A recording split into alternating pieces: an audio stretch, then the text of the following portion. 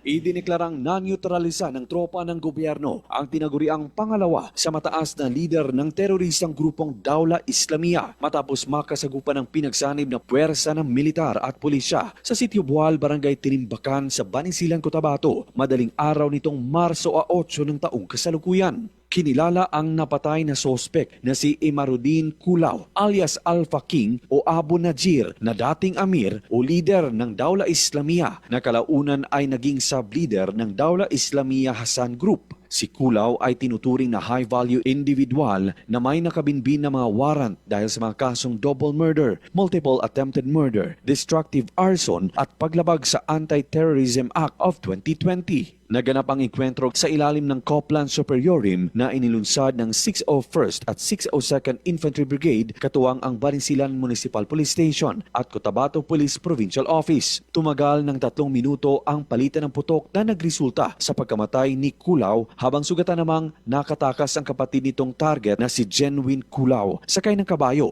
Wala namang naitalang nasugatan sa panig ng gobyerno sa nasabing operasyon. Na-recover sa pinangyarihan ng bakbakan ang isang M653 rifle na may mga magazine at bala na ngayon ay nasa kustudiya ng 601st Brigade ng Philippine Army. Binigyang diin ni Major General Jose Vladimir Cagara, ang commander ng 6th Infantry Division at Joint Task Force Central, na hindi titigil ang militar hanggat hindi tuluyang nalilinis ang rehiyon mula sa mga terorista. Patuloy namang tinutugis na mga operatiba ang nakatakas na kasamahan nito upang tuluyang malansag ang kanyang pangkat. Luigi Alan Totor, NDBC, Bida Balita.